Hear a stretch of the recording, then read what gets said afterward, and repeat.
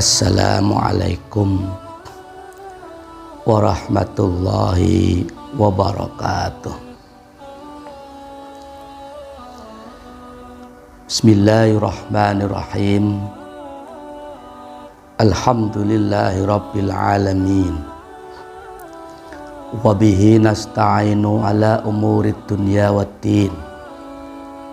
Wassalatu wassalamu ala asrafil anbiya'i wal mursalin Sayyidina wa habibina wa maulana Muhammadin wa ala alihi wa sahbihi ajma'in, amma ba'du. Saudaraku yang dirahmati oleh Allah subhanahu wa ta'ala, dalam kesempatan yang insyaallah penuh barokah ini, mari sama-sama kita isi, kita manfaatkan dengan mengaji, dengan harapan mudah-mudahan Allah subhanahu wa ta'ala senantiasa memberikan cahaya ilmu kepada kita dan senantiasa memberikan petunjuk kepada jalan lurusnya, dan mudah-mudahan kelak di yaumil qiyamah nanti kita semuanya mendapat syafaat junjungan kita Rasulullah sallallahu alaihi wasallam. Amin amin ya rabbal alamin. Bismillahirrahmanirrahim. Waqala, bersabda Rasulullah sallallahu alaihi wasallam,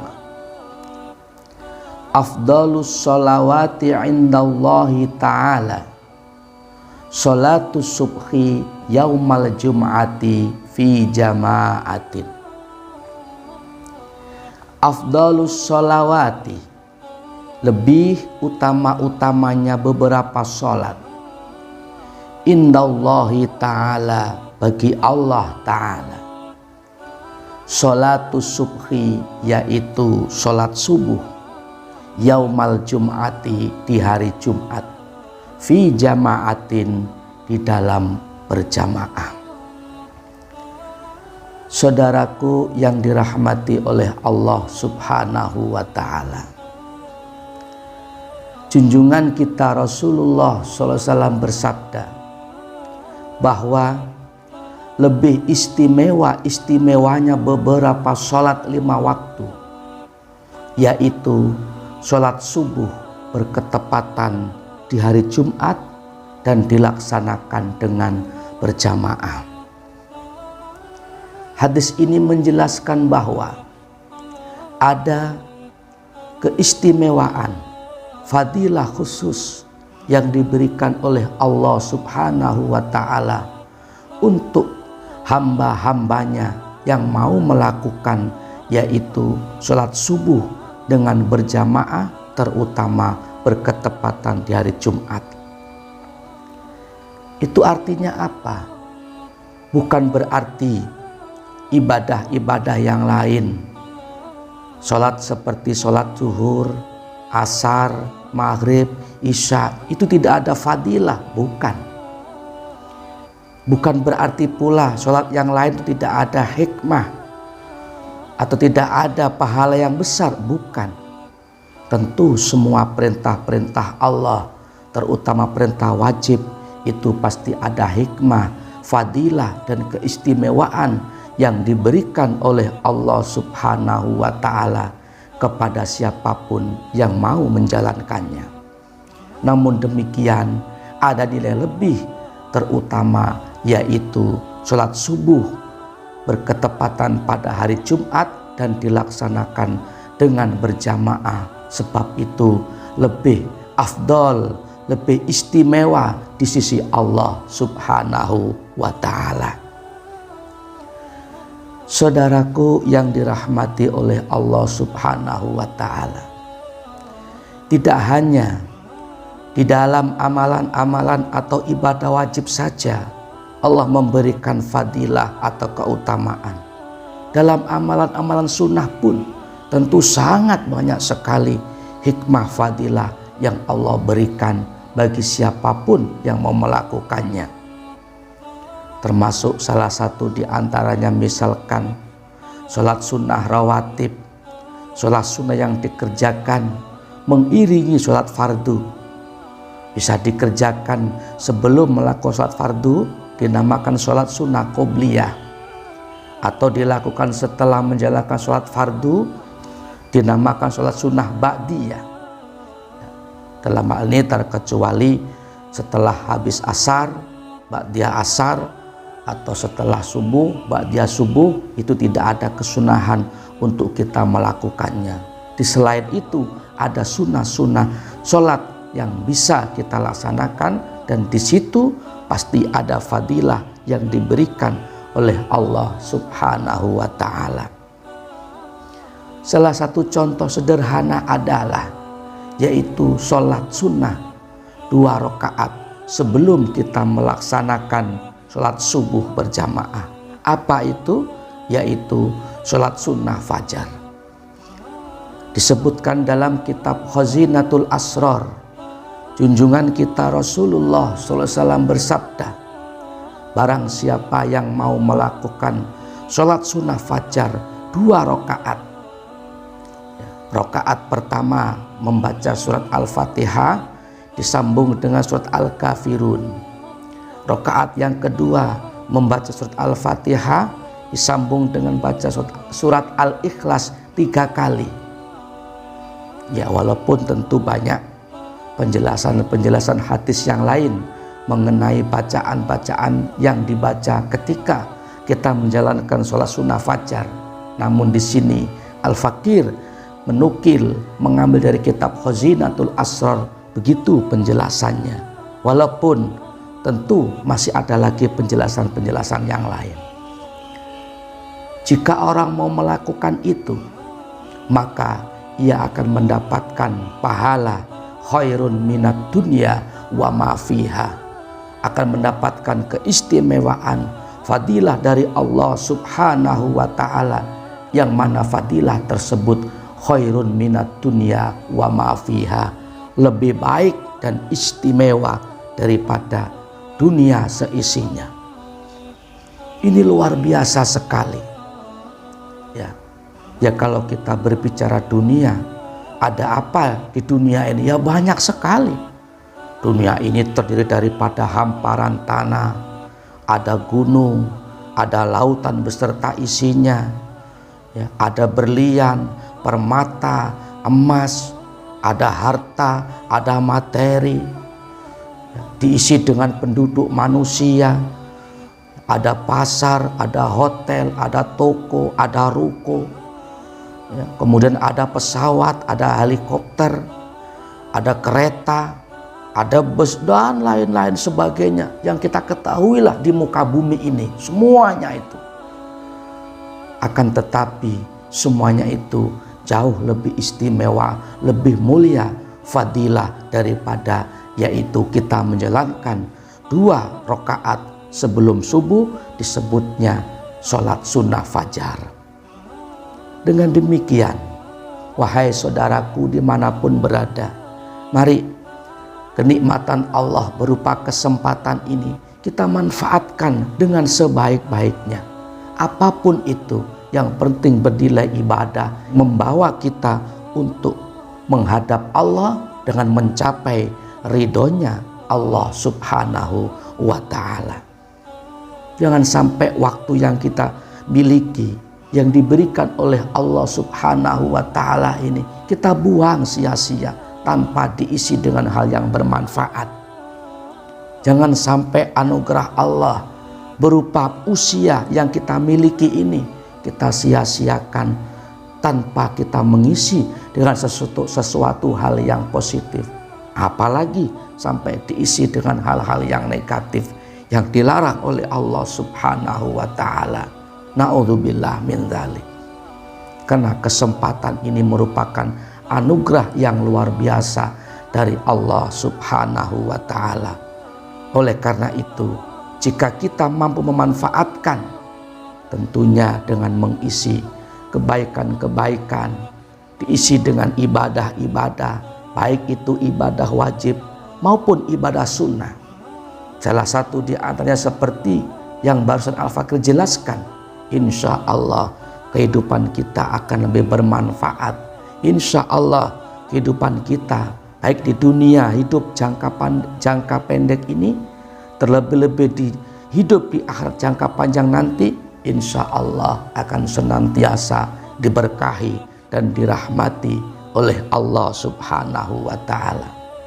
Tapi jika sebaliknya, kita diberikan anugerah nikmat berupa panjang umur misalkan, diberikan anugerah nikmat berupa kesempatan, kesehatan, tetapi kita tidak mau mensyukuri, kita tidak mau mengisi dengan hal-hal yang positif yang diridai oleh Allah, tentu itu akan lebih celaka.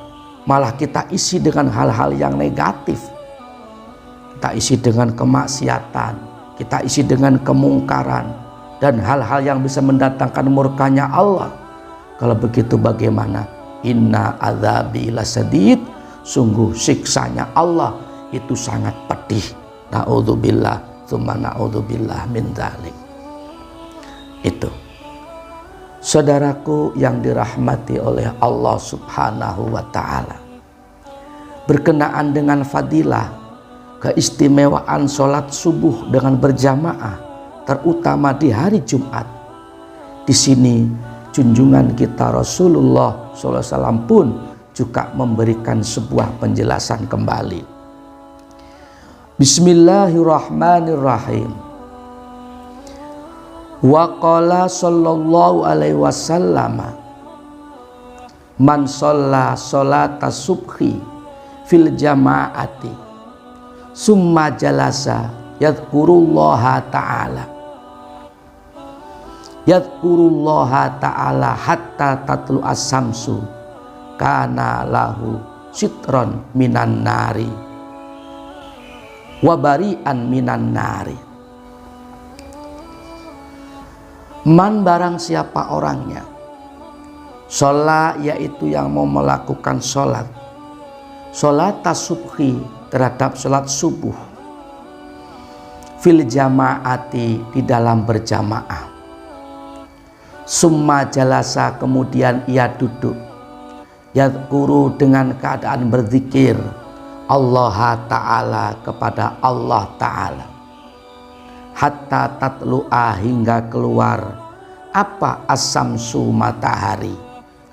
Karena maka adanya amalan tersebut lahu, bagi orang yang melakukan adanya itu, sitron, menjadi penutup atau penghalang, minan nari, dari api neraka, wabarian, dan menjadi pembebas, minan nari, juga dari api neraka. Dalam hadis tersebut, junjungan kita Rasulullah SAW memberikan sebuah penjelasan yang artinya, barang siapa orangnya yang mau melakukan sholat subuh dengan berjamaah, kemudian ia duduk di situ tempatnya, seraya ia berzikir kepada Allah Ta'ala, hatta tatlu as-samsu, hingga matahari keluar. Kalau ia mau melakukan itu, maka amalan tersebut, fadilahnya akan menjadi benteng penghalang dirinya dari kobaran api neraka dan menjadi pembebas daripada nerakanya Allah Subhanahu wa Ta'ala. Subhanallah, ini luar biasa sekali.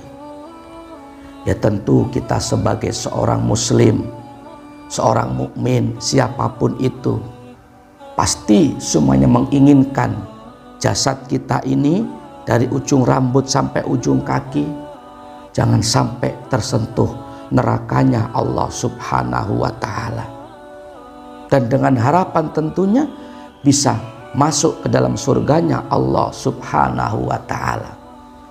Namun untuk mewujudkan itu semuanya tentu tidaklah semudah membalikkan tapak tangan dan tidaklah semudah mengedipkan kedua mata. Perlu perjuangan, perlu yang namanya mujahadatin nafsi, memerangi hawa nafsu dengan memaksakan diri awalnya. Lama-lama akan menjadi kebiasaan. Apa? yaitu beribadah kepada Allah Subhanahu wa Ta'ala dengan cara salah satu di antaranya ialah dengan sholat subuh berjamaah tiap hari, kemudian duduk di tempat di situ, baik itu di musola ataupun di masjid, berzikir kepada Allah Ta'ala. Bisa dengan membaca tasbih misalkan subhanallah subhanallah, atau membaca tahmid dengan membaca alhamdulillah alhamdulillah, atau baca takbir Allahu akbar Allahu akbar, atau baca tahlil la ilaha illallah, atau baca sholawat Allahumma sholli ala sayyidina Muhammad, atau baca Al-Quran dan zikir-zikir yang lainnya sampai keluarnya matahari. Insya Allah jika kita konsisten istiqomah sholat subuh berjamaah, kemudian duduk di tempatnya saya berzikir kepada Allah Ta'ala sampai keluarnya matahari, insya Allah amalan tersebut menjadi benteng daripada kobaran api neraka, dan insya Allah pelakunya akan dibebaskan dari nerakanya Allah Subhanahu wa Ta'ala, sebagaimana yang disabdakan oleh Rasulullah Sallallahu Alaihi Wasallam barusan. Saudaraku yang dirahmati oleh Allah Subhanahu wa Ta'ala, dengan demikian mari sama-sama kita memerangi hawa nafsu kita masing-masing. Mari sama-sama kita jihad melawan hawa nafsu. Untuk apa? Untuk kita bisa menang di jalan Allah, untuk kita bisa melaksanakan perintah-perintah Allah dan menjauhi segala larangannya, dan mengalahkan hawa nafsu yang tidak baik. Kita menangkan nafsu yang baik, yaitu hobi, senang mendekatkan diri kepada Allah Subhanahu wa Ta'ala. Insya Allah jikalau kita sedikit demi sedikit, berlahan, pelan-pelan kita perangi hawa nafsu kita, setelah kita didik, kita arahkan untuk mendekatkan diri kepada Allah, insya Allah mungkin awalnya dirasa berat, lama-lama akan jadi terbiasa. Kalau sudah terbiasa, lama-lama akan jadi hobi, itu ibadah. Kalau sudah menjadi hobi, subhanallah, maka kita tidak akan ada rasa berat untuk melaksanakan perintah-perintah Allah. Justru kita akan menikmatinya, dan itu semua insya Allah menjadi sababiyah turunnya berkah rahmatnya Allah Subhanahu wa Ta'ala kepada kita semuanya. Saudaraku yang dirahmati oleh Allah Subhanahu wa Ta'ala, sedikit yang Al-Fakir sampaikan mudah-mudahan dapat dimengerti dan difahami, dan mudah-mudahan dapat diamalkan dalam kehidupan sehari-hari hingga kita menjadi orang yang selamat fid dini wa dunya hattal akhirah. Amin amin ya rabbal alamin. Terima kasih atas perhatiannya. Mohon maaf apabila ada salah dan khilafnya. Hadanallah wa ayyakum ajma'in. Assalamualaikum warahmatullahi wabarakatuh.